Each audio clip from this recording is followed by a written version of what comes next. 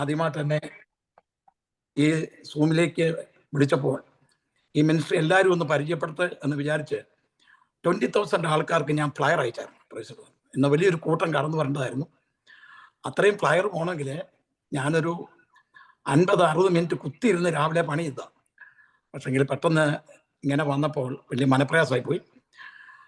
അവരെല്ലാം അതിൻ്റെ അകത്ത് മറ്റേ ഐഡിയ വെച്ച് നോക്കുന്നുണ്ട്. എന്നാൽ ഒറ്റ നിമിഷം കൊണ്ട് എനിക്കത് ചെയ്യാനൊക്കത്തില്ല. പാസ്റ്റർ സണ്ണി എന്നോട് പറഞ്ഞു ഒന്ന് തിരുത്തി കൊടുക്കാമെന്ന്. അതൊക്കത്തില്ല, അനേക ഗ്രൂപ്പുകളാണ്. ദൈവത്തിന് സ്തോത്രം. സാരമില്ല, ദൈവത്തിൻ്റെ ഹിതമായിരിക്കും. ഞാനും അതിൻ്റെ അകത്ത് ദുഃഖിക്കുന്നു. അതുകൊണ്ട് ഒരു വിഷയമെടുക്കാനാണ് ആഗ്രഹിച്ചിരുന്നത്.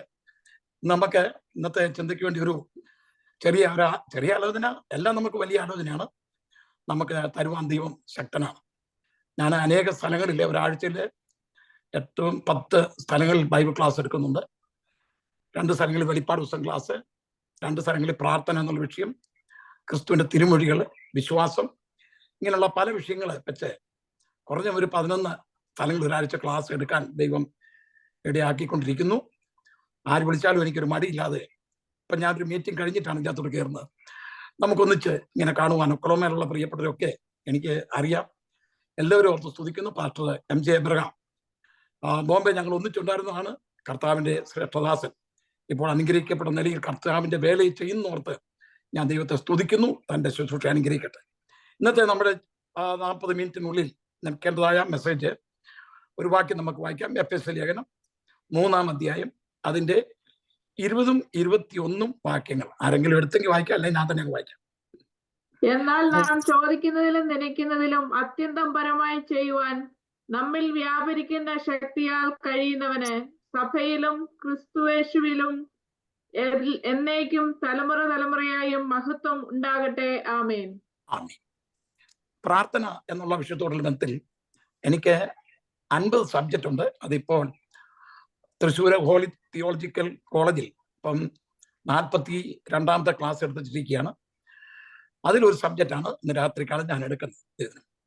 ഇവിടെ ചോദിക്കുന്നതിലും നനയ്ക്കുന്നതിലും അത്യന്തപരമായി നമുക്ക് തരുവാൻ കഴിവുള്ള ദൈവത്തെയാണ് നമ്മൾ സേവിക്കുന്നത്. എഫെസ്യ ലേഖനം അപ്പോസ്തലനായ പൗലോസിന്റെ കാരാഗ്രഹ ലേഖനങ്ങളിൽ ഒരു ലേഖനമാണ്. എഫെസ്യർ, കൊലോസ്യർ, ഫിലിപ്പിയർ, ഫിലേമോൻ, ഈ ലേഖനങ്ങളെല്ലാം പൗലോസിന്റെ കാരാഗ്രഹ ലേഖനങ്ങളാണ്. തൻ്റെ മിഷണറി യാത്രയിൽ താൻ വീണ്ടും അന്ത്യോക്യയിൽ വന്നതിന് ശേഷം കാരാഗ്രഹത്തിൽ തൻ്റെ 1-ാം പ്രാവശ്യം താൻ കാരാഗ്രഹത്തിൽ 2 വർഷത്തോളം കടന്നു. അതിനുശേഷം അവിടുന്ന് രക്ഷപ്പെട്ടതിന് ശേഷം എഫെസോസിലെ സഭയ്ക്ക് എഴുതുന്ന ലേഖനമാണ് ഈ എഫെസ്യ ലേഖനം. തൻ്റെ 2ാമത്തെ കാരാഗ്രഹവാസത്തില് ആദ്യത്തെ കാരാഗ്രഹവാസം 2 വർഷം താൻ റോമിലെ കാരാഗ്രഹത്തിൽ കടന്നു. അന്നേരം ആ കാരാഗ്രഹത്തിൽ കിടന്ന് എഴുതിയാണ് എഫെസ്യർ, ഫിലേമോൻ, കൊലോസ്യർ, ഫിലിപ്പിയർ. ഈ 4 ലേഖനങ്ങൾ 1-ാം കാരാഗ്രഹവാസ കാലത്ത് എഴുതിയാണ്. 2ാമത്തെ കാരാഗ്രഹവാസം താൻ റോമിൽ കിടക്കുമ്പോൾ അത് അകത്തെ ഏറ്റവും കഠിനമായ ഒരു കാരാഗ്രഹവാസമായിരുന്നു. ആദ്യത്തെ കാരാഗ്രഹവാസം ഒരു വീട്ടിൽ തന്നെ തടവുകാരനായിട്ട് പാർപ്പിച്ചിരിക്കുകയായിരുന്നു. ആ 2ാമത്തെ കാരാഗ്രഹവാസം നീറോ ചക്രവർത്തി തന്നെ കൊല്ലുവാൻ തക്കവണ്ണം തീരുമാനിച്ച സന്ദർഭത്തിൽ എഴുതിയ തിമോത്തിയോസിന് എഴുതിയ 2-ാം ലേഖനത്തിൽ, അത് കാരാഗ്രഹത്തിൽ കിടന്ന് എഴുതിയ ലേഖനമാണ്. ആ ലേഖനത്തിൽ തിമോത്തിയോസിനോട് പറഞ്ഞു, തിമോത്തിയോസ് നീ എത്രയും വേഗം ഇവിടെ വരണം, അത് പുതപ്പുമായിട്ട് കടന്നു വരണം. അതുപോലെ ചില പുസ്തകങ്ങൾ ഞാനിവിടെ എഴുതി വെച്ചിട്ടുണ്ട്, അതും കൊണ്ട് വരണം. തിമോത്തിയോസ് അത് കേട്ട ഉടനെ താൻ അവിടെ നിന്ന് ഇറങ്ങി പുറപ്പെട്ടതാണ്. പക്ഷെങ്കിൽ തനിക്ക് റോമിൽ ചെന്ന് പൗലോസിനെ കാണാൻ സാധിച്ചില്ല. അതിനുമുമ്പ് പൗലോസ് രക്തസാക്ഷിയായിട്ട് മരിച്ചു. ഇവിടെ എഫെസ്യ ലേഖനത്തിൽ പൗലോസിന്റെ വിഷയം എന്ന് പറയുന്നത് സഭയാണ്. ക്രിസ്തുവിന്റെ ശരീരമാകുന്ന സഭയെക്കുറിച്ചാണ് എഫെസ്യ ലേഖനത്തിൽ പറഞ്ഞിരിക്കുന്നത്. എന്നാൽ കൊലോസ്യർക്ക് ലേഖനം എഴുതുമ്പോൾ അതേ സഭയുടെ തല ക്രിസ്തുവാണ് എന്നുള്ള വിഷയത്തെ ആസ്പദമാക്കിയാണ് കൊലോസ്യ ലേഖനം താൻ എഴുതുന്നത്. ഈ ലേഖനത്തിൽ സ്വർഗീയ അനുഭവത്തെക്കുറിച്ചാണ് പൗലോസ് എഫെസോസിലെ വിശ്വാസികളെ ഓർപ്പിക്കുന്നത്. 14 മുതലുള്ള വാക്യങ്ങൾ നമ്മൾ വായിക്കുമ്പോൾ പൗലോസ് അതേ മുട്ടുകുത്തി ദൈവസന്നിധിയിൽ തൻ്റെ ജനത്തിന് വേണ്ടി പ്രാർത്ഥിക്കുന്ന പ്രാർത്ഥനയാണ് നമുക്ക് കാണുവാൻ തക്കൊണ്ട് കഴിയുന്നത്. വീണ്ടും ഈ നെറ്റിൽ എന്തോ പ്രോബ്ലം ഉണ്ടെന്ന് എനിക്ക് തോന്നുന്നു. Price the Lord. മുട്ടുകുത്തി പ്രാർത്ഥിക്കുന്ന ആ രംഗം 14 മുതലുള്ള വാക്യങ്ങളിൽ നമുക്ക് കാണുവാൻ തക്കൊണ്ട് കഴിയും.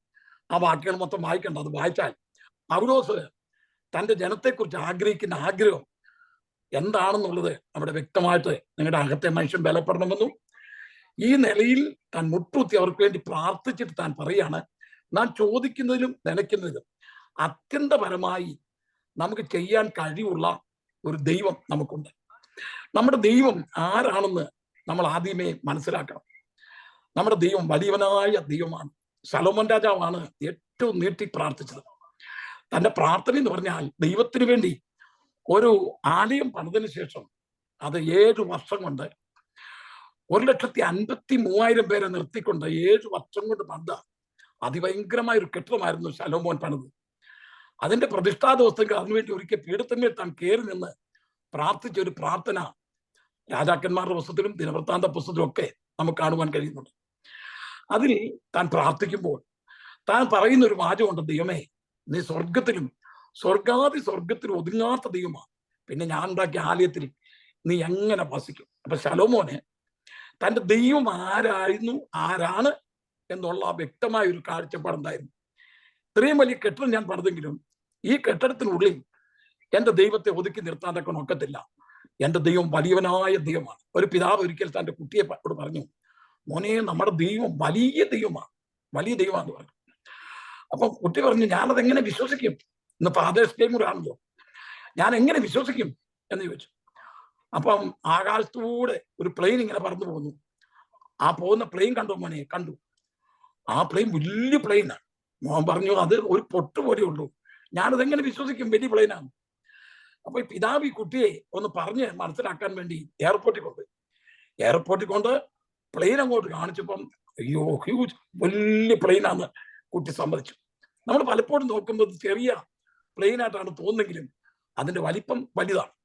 അപ്പൊ കുട്ടിക്ക് പറഞ്ഞു, മോനെ നമ്മുടെ ദൈവത്തെ ഉണ്ടല്ലോ സ്വർഗത്തിലും സ്വർഗത്തിലും ഒതുങ്ങാത്ത ദൈവമാണ്, വലിയവനായ ദൈവമാണ്, എല്ലാത്തിനും കഴിവുണ്ട്, നമ്മൾ ചോദിക്കുന്നതിലും നനയ്ക്കുന്നതിലും അത്യന്തപരമായി നമുക്ക് തരുവാൻ ശക്തനായ ദൈവമാണ് നമ്മുടെ ദൈവമെന്ന് പഠിപ്പിക്കുകയുണ്ടായി.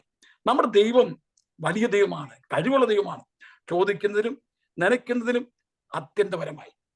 ഈ ശലോമോന് ഈ ദൈവം തന്നെ തെരഞ്ഞെടുത്തതിന് ശേഷം ഞാനൊരു 6 വിഷയം ഈ 40 മിനിറ്റ് കൊണ്ട് പറയാവേ, ശ്രദ്ധിക്കണേ.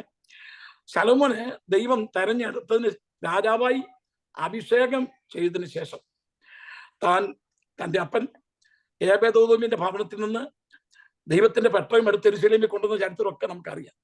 അതെല്ലാം അവിടെ കൊണ്ടുവന്ന എല്ലാം അതിന്റെ യഥാസ്ഥാനത്ത് സ്ഥാപിച്ച ആ സംഭവങ്ങൾ നമുക്കറിയാം. ശലോമോനെ രാജാവായി അഭിഷേകം ചെയ്തതിന് ശേഷം ശലോമോൻ ദൈവത്തിന്റെ ജ്ഞാനത്തിന് വേണ്ടി പ്രാർത്ഥിച്ച ഒരു പ്രാർത്ഥനയുണ്ട്. താൻ അത് എപ്പോഴാണ് ദൈവം പ്രത്യക്ഷപ്പെട്ടെന്ന് ചോദിച്ചാൽ 2 ദിനവൃത്താന്തം 1-ാം അധ്യായം 5ഉം 7ഉം വാക്യങ്ങൾ വായിക്കുമ്പോൾ ശലോമോൻ രാജാവ് ദൈവസന്നിധിയിൽ ഇരുന്ന് പ്രാർത്ഥിച്ചു. താനും തന്റെ കൂട്ടിലും പ്രാർത്ഥിച്ചു. 2 ദിനവൃത്താന്തം 1-ാം അധ്യായം 5-ാമത്തെ വാക്യവും അതിന്റെ 7-ാമത്തെ വാക്യം എടുത്തെങ്കിൽ ഊരിന്റെ മകനായ ഊരിയുടെ മകൻ ബസലേൽ ഉണ്ടാക്കിയ താമ്രയാഗപീഠവും അവിടെ യഹോവയുടെ തിരുനിവാസത്തിന് മുൻപിൽ ഉണ്ടായിരുന്നു. അവിടെ ശലോമോനും സഭയും അവനോട് പ്രാർത്ഥിച്ചു. അന്ന് രാത്രി ദൈവം ശലോമോന് പ്രത്യക്ഷനായി അവനോട്, ഞാൻ നിനക്ക് എന്ത് തരയണം ചോദിച്ചുകൊള്ളുക എന്നരുളി ചെയ്തു. ശലോമോൻ ദൈവത്തോട് പറഞ്ഞത്, എന്റെ അപ്പനായ ദാവീദിനോട് നീ മഹാദയ കാണിച്ച് അവന് പകരം എന്നെ രാജാവാക്കിയിരിക്കുന്നു. ആകയാൽ യഹോവയായ ദൈവമേ, എന്റെ അപ്പനായ ദാവീദിനോടുള്ള നിന്റെ വാഗ്ദാനം നിവൃത്തിയായി വരുമാറാകട്ടെ. ഭൂമിയിലെ പൊടി പോലെ അസംഖ്യമായുള്ള ജനത്തിന് നീ എന്നെ രാജാവാക്കിയിരിക്കുന്നുവല്ലോ. ആകയാൽ ഈ ജനത്തിന് നായകനായിരിക്കേണ്ടതിന് എനിക്ക് ജ്ഞാനവും വിവേകവും തരയണമേ. അല്ലാതെ നിന്റെ ഈ വലിയ ജനത്തിന് ന്യായപാലനം ചെയ്യുവാൻ ആർക്ക് കഴിയും? ശലോമോൻ ദൈവം പ്രത്യക്ഷപ്പെട്ട് ചോദിക്കുകയാണ്. ശലോമോന്റെ പ്രാർത്ഥന കഴിഞ്ഞതിന് ശേഷം ആ കൂടാരത്തിന്റെ വാതിക്കൽ തിരുനിവാസത്തിന്റെ മുമ്പിൽ താൻ ദൈവസന്നിധിയിൽ പ്രാർത്ഥിച്ചു. എന്തെല്ലാം പ്രാർത്ഥിച്ചു നമുക്കറിയാമല്ല. ആ പ്രാർത്ഥന കഴിഞ്ഞ ഉടനെ ദൈവം അവന് പ്രത്യക്ഷപ്പെട്ടു. പ്രാർത്ഥിക്കുന്ന ഒരു ദൈവത്തിന്റെ പൈതലിന് ദൈവത്തിൽ നിന്ന് മറുപടി ഉണ്ട്. പ്രാർത്ഥിക്കുന്ന ഒരു ദൈവത്തിന്റെ പൈതലിന്റെ അരിക്കിലേക്ക് കടന്നു വന്ന് ദൈവം ചോദിക്കുകയാണ്, നിനക്ക് എന്താ വേണ്ടത്? ശലോമോൻ ആവശ്യപ്പെട്ടു, നീ എന്നെ ഈ ജനത്തെ പരിപാലിപ്പാനാണല്ലോ ഏൽപ്പിച്ചിരിക്കുന്നത്. എനിക്ക് ഒറ്റ കാര്യം ചെയ്തു തന്നാൽ മതി, എനിക്ക് ജ്ഞാനവും വിവേകവും തരുമാറാകണമേ. ചോദിച്ചത് ജ്ഞാനവും വിവേകവുമാണ്. എന്നാൽ കൊടുത്തതോ, അവന് സമ്പത്ത് കൊടുത്തു, ശത്രുവിന്റെ മേൽ വിജയം കൊടുത്തു, എല്ലാ നിലയിലും ആരോഗ്യം കൊടുത്തു. അതുപോലെ തന്നെ സകലരും വന്ന് നിന്റെ ജ്ഞാനം കേൾപ്പാൻ കടന്നു വരും എന്നുള്ള നിലയിലുള്ള അനുഗ്രഹം കൊടുത്തു. നമ്മൾ വായിച്ച വാക്യം എന്താ? ചോദിക്കുന്നതിലും നനയ്ക്കുന്നതിലും അത്യന്തപരമായി നമ്മെ അനുഗ്രഹിപ്പാൻ കഴിവുള്ള ദൈവം. ഇന്ന് രാത്രികാലം ദൈവത്തെ സ്നേഹിക്കുന്ന, ആരാധിക്കുന്ന ദൈവത്തിന്റെ പൈതലേ, നമ്മൾ ദൈവത്തോട് ചോദിക്കുന്ന കാര്യം, ആ ചോദ്യം ദൈവത്തിന് ഇഷ്ടമാണെങ്കിൽ ദൈവം അതോടുകൂടെ സകലവും തന്ന് നമ്മെ തൃപ്തിപ്പെടുത്തുവാൻ കഴിവുള്ളവനായ ദൈവമാണ്. ചോദിക്കുന്നതിലും നനയ്ക്കുന്നതിലും അത്യന്തപരമായി. ഈ വണ്ടംമേട്ടിലെ ഒരു യാക്കോബായ കുടുംബത്തിൽ ഒരു ഒരു ഒരു മകനുണ്ട്. ആ മകന് ഭ്രാന്ത് പിടിച്ചു. നടന്ന സംഭവം. അപ്പോഴത്തേക്ക് ആ കുടുംബക്കാരെല്ലാം കൂടെ ചേർന്ന് ഇവനെ ഒതുക്കാൻ വലിയ വിഷമമാണ്. അവനെ പിടിച്ചു കെട്ടി അവനെ ഒരു ജീപ്പിന്റെ അകത്ത് കയറ്റി ഡോക്ടർ അരിക്കൽ തിരുവനന്തപുരത്ത് ഊളംപാറയെ കൊണ്ടുപോകാൻ പോവാ. അപ്പൊ അവന് ട്രീറ്റ്മെന്റ് കൊടുക്കാൻ കൊണ്ടുപോവാ. ഇങ്ങനെ വരുന്ന വഴിക്ക് പീരുമേട് എന്ന് പറയുന്ന സ്ഥലം വന്നപ്പോ ഇവൻ പറഞ്ഞു, എനിക്കൊന്ന് യൂറിൻ പാസ് ചെയ്യണം. വളരെ കൂളായിട്ടാണ് സംസാരിക്കുന്നത്. അതുവരെയുള്ള ആ ബഹളമൊന്നും ഇല്ല. എനിക്കൊന്ന് യൂറിൻ പാസ് ചെയ്യണം എന്ന് പറഞ്ഞു. ഉടനെ ജീപ്പ് അവിടെ നിർത്തി വെളിയിൽ കൊണ്ടുവന്നു. ഇവൻ ശാന്തമായി കൂളായിട്ട് നിൽക്കുകയാണ്. ഇവന്റെ കെട്ടെല്ലാം അടിച്ചു വിട്ട് യൂറിൻ പാസ് ചെയ്യാണ്ട് അങ്ങോട്ട് വിട്ട ഉടനെ ഒറ്റ ഓട്ടമാണ് ഇവന്. ഓടി ഓടി ഇവര് പുറകെ ഓടുക. നല്ല അടുത്തരെ അറിയാവുന്നവരൊക്കെ എന്റെ കൂടെ നിൽക്കുന്നത്. ഇവര് പുറകെ ഓടിച്ച് ഇവനെ പിടിക്കാൻ നോക്കുന്നില്ല. ഇവൻ ഓടി ചെന്ന് എവിടെ അറിയാമോ? ഒരു ഫെയ്ത്ത് ഹോമിലേക്കാണ് കടന്നു ചെന്നത്. ആ ഫെയ്ത്ത് ഹോമിൽ കടന്നു ചെന്നപ്പോൾ അവിടുത്തെ ഉപദേശിയും ഭാര്യയും അതേ 3-4 കുഞ്ഞുങ്ങള് അവിടെ പ്രായ കിടപ്പുണ്ട്. അതേ അവരിങ്ങനെ പ്രാർത്ഥിച്ചുകൊണ്ടിരിക്കുന്ന ഒരു കാഴ്ചയാണ് കണ്ടത്. ഈ ഭ്രാന്തൻ അങ്ങോട്ട് എന്നിട്ട് പറഞ്ഞു, ഇന്ന് 50 രൂപ. ഉടനെ അത് മേടിക്കാൻ തക്കൊണ്ടും ഉപദേശി പേടിച്ചു. ഉടനെ കൂടെ വന്നിട്ട് പറഞ്ഞു മേടിച്ചോളാൻ പറഞ്ഞു. വീണ്ടും പറഞ്ഞു ഇന്ന് 50 രൂപ എന്ന് പറഞ്ഞ് വേറൊരു 50 രൂപ എടുത്തു കൊടുത്തു. മേടിച്ചോളാൻ പറഞ്ഞു. ഇത് കഴിഞ്ഞ് ഈ ഭ്രാന്തൻ ഇവരുടെ വന്ന് ശാന്തമായി ജീപ്പെ കയറി അതേ നാട്ടിൽ കടന്നുപോയി. നടന്നു പറഞ്ഞാൽ തിരുവനന്തപുരത്ത് കടന്നുപോയി ട്രീറ്റ്മെന്റ് കഴിഞ്ഞ് സൗഖ്യം പ്രാപിച്ച് തിരിച്ചു വരികയാണ്. അപ്പൊ ഇവന്റെ അപ്പന് ഒരാഗ്രഹം, അവിടെ എന്താണ് സംഭവിച്ചതെന്ന് അറിയാൻ വേണ്ടി ഒരു വലിയ താല്പര്യം. അതിനെ അവിടെ വന്ന പീരുമേറ്റ് വന്ന് അവിടെ നിർത്തിയിട്ട് അവർ ആ ഫെയ്ത്ത് ഹോമിലേക്ക് കടന്നു ചെന്നു. ഇത്ര ആഴ്ചകൾക്ക് മുമ്പ് ഞങ്ങൾ വന്നപ്പോ എന്റെ മകന് ഒരു 50-ന്റെ 2 നോട്ട് നിങ്ങൾക്ക് തന്നില്ലേ, എന്തായിരുന്നു ഇവിടുത്തെ സംഭവം എന്ന് ചോദിച്ചു. ഉടനെ ഉപദേശി പറഞ്ഞു, എന്റെ കുഞ്ഞുങ്ങൾ പട്ടിണിയായിട്ട് 4-5 ദിവസമായി. അതേ ഞങ്ങൾ കണ്ണുനീരോടെ ഈ വിശപ്പ് കണ്ട് സഹിക്കാൻ വയ്യാതെ കരഞ്ഞ് പ്രാർത്ഥിച്ചുകൊണ്ടിരിക്കുകയായിരുന്നു. ആ സമയത്താണ് ഈ ഒരു സംഭവം ഉണ്ടായത്. ആ യാക്കോബായ അച്ചായനോട് അവരൊക്കെ രക്ഷിക്കപ്പെട്ടു. ഞാൻ പറഞ്ഞു വന്നൊരു താല്പര്യം എന്താ അറിയാമോ? ഞാൻ പല അനുഭവങ്ങളാണ് നിങ്ങളെ പറഞ്ഞ് മനസ്സിലാക്കുന്നത്. നമ്മൾ ചോദിക്കുന്നതിലും നനയ്ക്കുന്നതിലും നമ്മൾ ഉദ്ദേശിക്കുന്ന നിലയിലല്ല നമുക്ക് വേണ്ടി ദൈവം വഴിയൊരുക്കുന്നത്. നമ്മൾ ഉദ്ദേശിക്കാത്ത പാതയിൽ കൂടെ നമുക്ക് വേണ്ടി വഴിയൊരുക്കി നമ്മെ അനുഗ്രഹിക്കുന്ന വലിയവനായ ദൈവത്തെയാണ് ഇന്ന് രാത്രി കാലം നമ്മൾ സേവിക്കുന്നത്. ചോദിക്കുക, ദൈവം തരും. കർത്താവ് പറയുന്നത്, മുട്ടുവീൻ നിങ്ങൾക്ക് വേണ്ടി തുറക്കും, യാചിപ്പീൻ നിങ്ങൾക്ക് കിട്ടും, അന്വേഷിപ്പീൻ കണ്ടെത്തും. ദൈവത്തിന്റെ സന്ധിയിൽ നമ്മൾ ചോദിക്കുന്ന ഒരു കാര്യം എന്നാൽ ദൈവം തരുമ്പോഴോ നമ്മൾ നനയ്ക്കുന്നതിലും അത്യന്തപരമായി നൽകുന്ന ഒരു ദൈവത്തെയാണ് നമ്മൾ സേവിക്കുന്നത്. ദൈവം അതുകൊണ്ട് പറഞ്ഞു, നീ ദീർഘായുസ് ചോദിച്ചില്ല, ശത്രു സംഹാരം ചോദിച്ചില്ല, നിന്റെ ആഗ്രഹം എനിക്ക് വളരെ ഇഷ്ടപ്പെട്ടിരിക്കുന്നു. നീ ജ്ഞാനവും വിവേകവും ചോദിച്ചുകൊണ്ട് നിനക്ക് ഞാൻ അതോടുകൂടി നിനക്ക് ജ്ഞാനവും വിവേകവും തന്നിരിക്കുന്നു, സമ്പത്ത് തന്നിരിക്കുന്നു, ആരോഗ്യം തന്നിരിക്കുന്നു. നിന്റെ കാലത്ത് വേറൊരുത്തരും നിന്നെ പോലൊരുത്തരും ഉണ്ടാകത്തില്ല. ആ നിലയിൽ നമ്മെ അനുഗ്രഹിക്കുന്ന സർവശക്തനായ ദൈവത്തെയാണ്, ദൈവത്തിന്റെ പൈതലെ ഇന്ന് രാത്രികാലം നമ്മൾ സേവിക്കുന്നത്. രണ്ടാമതൊരു വിഷയം, യോശുവയുടെ പുസ്തകം 15-ാം അധ്യായം 18-19 വായിച്ച്. യോശുവ 15-ന്റെ 18-19.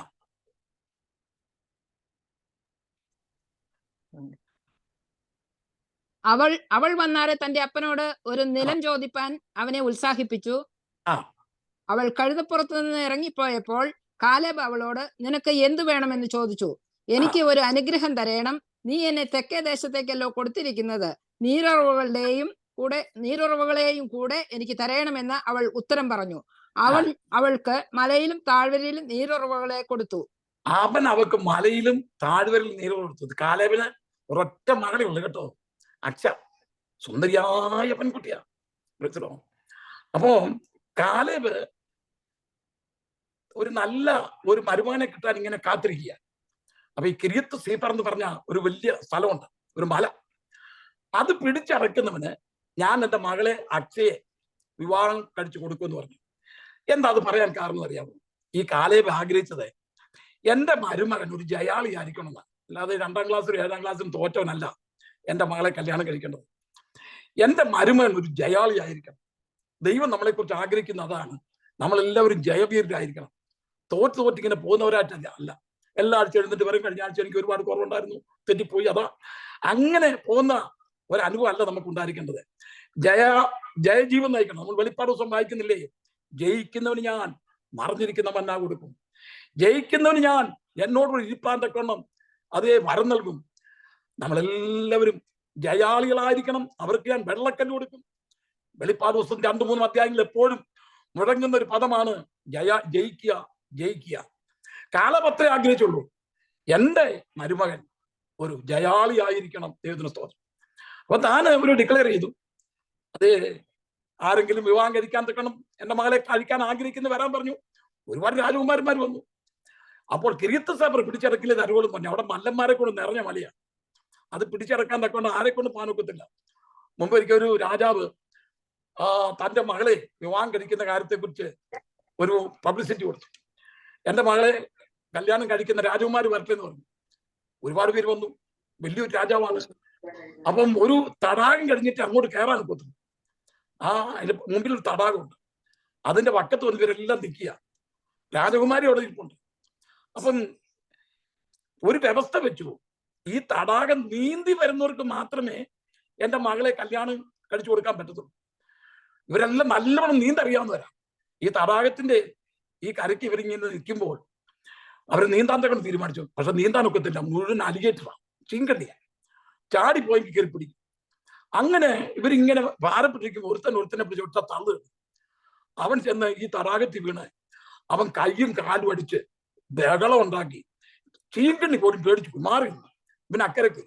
അപ്പൊ രാജാവ് വന്ന് ഇറങ്ങി ചോദിച്ചു, നിനക്ക് ഇവനെ കണ്ടപ്പോൾ ഒരു കണ്ണിന് ഒരു കോങ്കണ്ണുണ്ട്, അപ്പം മകളെ കൊടുക്കാൻ തക്കൊണ്ട് താല്പര്യമില്ല, നിനക്ക് വേണമെങ്കിൽ ഞാൻ രാജ്യത്തിന്റെ പകുതി തരാം. അത് പറഞ്ഞു, എനിക്ക് വേണ്ടാന്ന് പറഞ്ഞു. അങ്ങനെയാണെങ്കിൽ ഇന്നൊക്കെ ഞാൻ ഇഷ്ടം പോലെ സ്വർണം തരാം, എനിക്ക് വേണ്ട. ഇനിയിപ്പം രാജാവ് പറഞ്ഞ കടപ്പാട് നിറവേറ്റിയേ നോക്കത്തുള്ളൂ. അങ്ങനെയാണെങ്കിൽ എൻ്റെ മകൾ അക്ഷയെ കല്യാണം കഴിക്കാം, എനിക്ക് വേണ്ട. പിന്നെ നിനക്ക് എന്താ വേണ്ടത്? എന്നെ തള്ളിയിട്ട ആളിനെ അറിഞ്ഞാൽ മതി. ഇതുപോലെയാണ് നമ്മള്. നല്ല ഓഫർ വെച്ചിട്ട് അവനിപ്പം പറഞ്ഞു, എന്നെ ആരാ തള്ളിയിട്ടെന്ന് മാത്രം എനിക്ക് അറിഞ്ഞാൽ. അക്ഷ വിവാഹം കഴിക്കാൻ പലരും വന്നു. പക്ഷെ ഒറ്റ കണ്ടീഷൻ, കിര്യത്ത് സേഫർ പിടിച്ചിറക്കണം. പക്ഷെങ്കിൽ ഒക്നിയേൽ എന്ന് പറഞ്ഞ വ്യക്തി കടന്നുപോയി അത് പിടിച്ചിറങ്ങി. ഒക്നിയേൽ എന്ന് പറഞ്ഞാൽ എനിക്ക് അർത്ഥം ദൈവസിംഹമാണ്, ദൈവത്തിന്റെ സിംഹമാണ്, ജീവനുള്ള ദൈവത്തോട് ബന്ധപ്പെട്ട ഒരു പേരാ. അവൻ പോയി പിടിച്ചിറങ്ങി. അവൻ ജയാളിയായി വന്നപ്പോൾ കാലേബ് തന്റെ മകൾ അക്ഷയെ വിവാഹം കഴിച്ചു കൊടുത്തു. അവർക്ക് വേണ്ടുന്നെല്ലാം കൊടുത്തു, തെക്കൻ നാട്ടിൽ വേണ്ടുന്നെല്ലാം കൊടുത്തു. പക്ഷേ കാലേബിന്റെ മകൾ ഒരു ആത്മീയ പ്രകാശമുള്ള ഒരു പെൺകുട്ടിയായിരുന്നു. അവള് ഈ തെക്കൻ നാട്ടിലെ കാര്യങ്ങളെല്ലാം ഓർത്തപ്പോൾ അവൾ ഒരു കാര്യം കണ്ടുപിടിച്ചു, അവിടെ നീരുറവുള്ള പ്രദേശമല്ല തന്നെ. ഭർത്താവിനോട് പറഞ്ഞു, നമുക്ക് തിരിച്ചു പോകാം, നീരുറവുള്ള ദേശം കൂടെ തരണമേ എന്ന് പറഞ്ഞു. അപ്പൻ ചോദിച്ചു, നിനക്ക് എന്താ വേണ്ടത്? അതെ, നീ ഞങ്ങളെ തെക്കൻ നാട്ടിലേക്കല്ലേ അയച്ചത്, ഞങ്ങൾക്ക് നീരുറവുള്ള ദേശം കൂടെ തരണമെന്ന് പറഞ്ഞു. അപ്പൻ കൊടുത്തെന്താണെന്നറിയാമോ? അവക്ക് മലയിലും താഴ്വരയിലും നീറുറവ് കൊടുത്തു. ചില സമയത്ത് നിനക്ക് ഉയരത്തിലെ അനുഗ്രഹങ്ങൾ ലഭിക്കും, ഉന്നതമായ അനുഭവങ്ങൾ വരും. ആ സമയത്ത് നിനക്ക് നീറുറവ് ആവശ്യമാണ്. ചിലപ്പോൾ നിനക്ക് താഴ്വരയിൽ താമസിക്കേണ്ടി വരും. കണ്ണുനീരിന്റെ താഴ്വര, കൂരിന്റെ താഴ്വര, സോരയ്ക്ക് താഴ്വര, വാക്കായുടെ താഴ്വര, ഈ താഴ്വരക്കൂടെ ഒക്കെ പോവല്ലോ. ആ സമയത്ത് നിനക്ക് ഈ നീറുറവ് ആവശ്യമാണ്. നമ്മുടെ അപ്പൻ എവിടെയൊക്കെയാണ് നമുക്ക് നീറുറവ് വേണമെന്നുള്ളത് നമ്മുടെ അപ്പൻ അറിയുന്നു. ഇന്ന് പൽക്കാലം നമ്മുടെ അപ്പൻ ചോദിക്കുന്നു, നിനക്ക് എന്താണ് വേണ്ടുന്നത്? ചോദിക്കുന്നതിലും നനയ്ക്കുന്നതിലും അത്യന്തപരമായി നമ്മെ അനുഗ്രഹിപ്പാൻ കഴിവുള്ള ശക്തനായ ദൈവത്തെയാണ് നമ്മൾ സേവിക്കുന്നത്. Praise the Lord. ഒരിക്കൽ വില്യം ബൂത്തിനോട് എലിസബത്ത് രാജ്ഞി ചോദിച്ചു, വില്യം ബൂത്തെ, നിനക്ക് എന്താണ് വേണ്ടത്? സാൽവേഷൻ ആർമിയുടെ ഫൗണ്ടറാണ് അദ്ദേഹം. നല്ല ഒരു ദൈവത്തിന്റെ ദാസനാണ്. നല്ല കാഴ്ചപ്പാടോടെ ദർശനത്തോടെ ഇറങ്ങിയതാണ്. അനേകരെ പാവങ്ങളെ സഹായിക്കുന്ന തന്നെക്കുറിച്ചുള്ള വർത്തമാനം കേട്ടപ്പോൾ എലിസബത്ത് രാജ്ഞി തന്നോട് ചോദിക്കുകയാണ്, വില്യം ബൂത്തെ, നിനക്ക് എന്ത് വേണം? അദ്ദേഹം പറഞ്ഞു, കുറെ പേര് പണത്തിന് വേണ്ടി ആഗ്രഹിക്കുന്നു, കുറെ പേര് കീർത്തിക്ക് വേണ്ടി ആഗ്രഹിക്കുന്നു. എനിക്കതൊന്നും വേണ്ട. എനിക്ക് ആത്മാക്കളെ മതി. ദൈവത്തിന് സ്തോത്രം. ഓഫർ കൊടുത്തിട്ടൊന്നും വേണ്ട. അദ്ദേഹത്തിന്റെ ആഗ്രഹം അനേക ആത്മാക്കളെ കർത്താവിലേക്ക് കൊണ്ടുവരിക എന്നുള്ളതാണ്. ചോദിക്കുന്നതിലും നനയ്ക്കുന്നതും അത്യന്തപരമായി. മലയിലും നീരുറേ ചോദിച്ചുള്ളൂ കൊടുത്തത്, മലയിലും താഴ്വരയിലും. അടുത്ത വാക്യങ്ങൾ ഞാനങ്ങ് പറഞ്ഞു വിടാം കേട്ടോ, സമയം പോയിക്കൊണ്ടിരിക്കുന്നു. ലൂക്കോസിന്റെ സുവിശേഷം 18-ാം അധ്യായം 41-ാമത്തെ വാക്യം വായിക്കുമ്പോൾ നമ്മുടെ കർത്താവായ യേശു ക്രിസ്തു എരിയോൽ കൂടെ കടന്നു പോവുക. അപ്പോൾ ഒരു കുരുടൻ വഴിയേറി അവിടെ ഇരുന്നുകൊണ്ടിരിക്കുക. വലിയ ബഹളം കേട്ടപ്പോഴത്തേക്ക് അതേ ആരാ പോകുന്നെന്ന് ചോദിച്ചപ്പോൾ പറഞ്ഞു, നസറേനാകുന്ന യേശു കടന്നു പോകുന്നെന്ന് പറഞ്ഞു. യേശുവിനെ കുറിച്ച് അവൻ കേട്ടിട്ടുണ്ട്. അവൻ അടങ്ങിയിരുന്നില്ല. അവൻ അവിടുന്ന് ഭയങ്കരമായിട്ട് വിളിക്കാൻ തുടങ്ങി, കർത്താവേ എന്നോട് മനസ്സറിയണമേ, ദാവീദിന്റെ പുത്ര എന്നോട് മനസ്സറിയണമേ. ഇവൻ ഭയങ്കര ബഹളം ഉണ്ടാക്കാൻ തുടങ്ങി. ശിഷ്യന്മാർ വരെ മുഷിഞ്ഞ് അവനെ ശാസിച്ചു, നീ അവിടെ ഇരുന്നു, ഇന്ന് ഇഷ്ടം പോലെ ഭിക്ഷ കിട്ടും. അവൻ അതല്ല വേണ്ടത്, ഭിക്ഷയല്ല വേണ്ടത്, അവന് കാഴ്ചയാണ് വേണ്ടത്. അവൻ ജന്മനാൽ അവന്റെ കണ്ണ് അതേ കുരുട് പിടിച്ചിരിക്കുകയാണ്. അപ്പോൾ ഇവന്റെ ശബ്ദം കേട്ടപ്പോൾ വളരെ ധൃതി പോയിക്കൊണ്ടിരുന്ന കർത്താവുണ്ടല്ലോ അവിടെ നിന്നു. ദൈവത്തിന്റെ പൈതലേ, നമ്മുടെ കണ്ണുനീര് കാണുമ്പോൾ, നമ്മുടെ കരച്ചിൽ കാണുമ്പോൾ, നമ്മുടെ പ്രാർത്ഥന കേൾക്കുമ്പോൾ നമ്മുടെ ശബ്ദം കേട്ട് അവിടെ നിന്ന് തരുന്ന കർത്താവാണ് നമ്മുടെ കർത്താവ്. യിസ്കയാവിന് മരിക്കത്തക്ക രോഗം പിടിച്ചപ്പോൾ ആമോസിന്റെ മകനായ യെശയ്യാവ് എന്ന് പറഞ്ഞു, നീ മരിച്ചു പോകും, നിന്റെ ഗ്രഹകാര്യം ക്രമത്തിലാക്കാൻ പറഞ്ഞു. അത് യഥാർത്ഥ ദൂത, യെശയ്യാവ് പറഞ്ഞ ദൂത, ദൈവം പറഞ്ഞ ദൂത. പക്ഷെ ഗ്രഹകാര്യം ക്രമത്തിലാക്കാൻ അവൻ പോയില്ല. അവൻ തന്റെ മുഖം ചുവറിന്റെ നേരെ തിരിച്ചുകൊണ്ട് ഒരു പ്രാർത്ഥന പ്രാർത്ഥിച്ചു. ആ പ്രാർത്ഥന ഇങ്ങനെയായിരുന്നു, ദൈവമേ, ഇത്രയും നാളും ഞാൻ നിന്റെ സന്നിധിയിൽ വിശ്വസ്തയോടും നിർമ്മലതയോടും പരമാർത്ഥ ഹൃദയത്തോടും അങ്ങെ സേവിച്ചു എന്ന് അങ്ങ് ഓർക്കണമേ. എന്നാ നല്ല പ്രാർത്ഥനയാണ്. കർത്താവേ, നീ ഒന്ന് ഓർക്കണമേ, ഇത്രയും നാൾ ഞാൻ നിന്റെ മുമ്പിൽ വിശ്വസ്തയോടും പരമാർത്ഥ ഹൃദയത്തോടും നിന്റെ മുൻപാകെ നിഷ്കളങ്കയോടുകൂടി നടന്നു എന്ന് ഓർക്കണമേ. ആ കണ്ണുനീര് കണ്ടപ്പോൾ ദൈവത്തിന് അടങ്ങിയിരിപ്പാൻ കൊണ്ട് കഴിഞ്ഞു. ഉടനെ ദൈവശാവോട് പറഞ്ഞു, ദൂത് തിരുത്താൻ പറഞ്ഞു. ഇപ്പം മരിച്ചു പോകുന്നു പറഞ്ഞതാ, മടങ്ങിപ്പാൻ പറഞ്ഞു, ദൂത് തിരുത്താൻ പറഞ്ഞു. അവൻ മടങ്ങി വന്ന് പറഞ്ഞു, നീ മരിക്കത്തില്ല, നിന്റെ കണ്ണുനീര് കണ്ടിരിക്കുന്നു, അതേ നിന്റെ പ്രാർത്ഥന ദൈവം കേട്ടിരിക്കുന്നു, നിന്റെ ആയുസിന്റെ 15 സംവത്സരങ്ങൾ കൂട്ടി തന്നിരിക്കുന്നു. നോർത്ത് ഇന്ത്യയിൽ നിന്ന് ഒരു കർത്താവിന്റെ ദാസൻ, നല്ലൊരു ഗവൺമെന്റ് ജോലിയായിരുന്നു. അദ്ദേഹത്തിന് സുവിശേഷ വേല ചെയ്യണമെന്ന് ആഗ്രഹം വന്നപ്പോൾ താൻ ഒന്നും ആലോചിക്കാതെ നല്ല ശമ്പളം കിട്ടിക്കൊണ്ടിരുന്ന ആ ദൈവത്തിന്റെ മനുഷ്യൻ, അദ്ദേഹം ഒരു ഭക്തനാണ്. അതേ സുവിശേഷ വേല ചെയ്യാൻ തക്കണം താൻ ജോലി റിസൈൻ ചെയ്ത് തന്റെ ഭാര്യയും കുഞ്ഞുങ്ങളുമായി വന്ന് തിരുവല്ലായിൽ വന്ന് ഒരു വീട് വാടകയ്ക്കെടുത്ത് താമസമാക്കി. ഏത് നിലയിൽ ആ സുവിശേഷ വേല ചെയ്യേണ്ടെന്ന് അദ്ദേഹത്തിന് അറിയത്തില്ല. താൻ ആ ഭവനത്തിന് ഇങ്ങനെ വാടക കൊടുത്ത് ഇങ്ങനെ താമസിക്കുകയാണ്. കയ്യിലുണ്ടായിരുന്ന പണം ഇങ്ങനെ തീരാൻ തുടങ്ങി. നടന്ന സംഭവം, കയ്യിലുണ്ടായിരുന്ന പണം മുഴുവൻ ഇങ്ങനെ തീരാൻ തുടങ്ങി. അവസാനം ബാലൻസ് 10 രൂപയാണ് അദ്ദേഹത്തിന്റെ കയ്യിൽ വന്നിരിക്കുന്നത്, വെറും 10 രൂപ. അപ്പം അന്നേരം ഓർത്ത്, ഞാൻ കാണിച്ചത് മണ്ടത്തരമായി പോയല്ലോ, നല്ലൊരു ജോലി ഉണ്ടായിരുന്നു, അതെല്ലാം റിസൈൻ ചെയ്തിട്ടാണല്ലോ വന്നത്. എന്റെ കുഞ്ഞുങ്ങളുടെ ഭാവി എന്താണ്? കുഞ്ഞുങ്ങളൊക്കെ പട്ടിണിയേക്ക് നീങ്ങിക്കൊണ്ടിരിക്കുകയാണ്. അപ്പം കയ്യിലുണ്ടായിരുന്ന 10 രൂപ കൊടുത്ത് അരി മേടിക്കാൻ തീരുമാനിച്ചു. കാരണം തന്റെ മാന്യത താൻ കീപ്പ് ചെയ്യുകയാണ്. താൻ കടയിൽ കടന്നിരുന്നു, 10 രൂപ ഒരു സഞ്ചി പിടിച്ചുകൊണ്ട് അരി മേടിക്കാൻ, കൂട്ടാൻ മേടിക്കാനുള്ള പൈസ ഒന്നുമില്ല. അരി മേടിച്ച് വെക്കാനൊക്കെ കടയിൽ ചെന്നപ്പോൾ എല്ലാവരും ഒക്കെ വന്ന് അവർക്കൊന്ന് പോയിട്ട് മേടിക്കാന്ന് വിചാരിച്ചു തന്റെ മാന്യത കീപ്പ് ചെയ്തുകൊണ്ട് ഇങ്ങനെ നിൽക്കുക. അപ്പൊ ഇതാ ഒരു മനുഷ്യൻ വരുന്നു, അദ്ദേഹത്തിന്റെ ഒരു ഫ്രണ്ട് വരുന്നു ആ കടയിലോട്ട്. അദ്ദേഹം ഇങ്ങോട്ട് വന്നിട്ട് ഇവരും വർത്താനം പറഞ്ഞു, വലിയ സന്തോഷം. അദ്ദേഹമാണെങ്കിൽ പട്ടിണിയാണെന്നൊന്നും അറിയിക്കാതെ ഇങ്ങനെ നിൽക്കുന്നൊരു വ്യക്തിയാണ്. അപ്പൊ അദ്ദേഹം ഇങ്ങോട്ട് വന്നിട്ട് ഒരു ചാക്കരി, പിന്നെ 10-20 കിലോ ഉള്ളി, പരിപ്പ്, ഒരു 2-3 മാസത്തേക്കുള്ള സാധനങ്ങളെല്ലാം ഇങ്ങനെ മടിച്ചു കൊടുത്തു. ഇതൊക്കെ അന്തം വിട്ടുപോയി.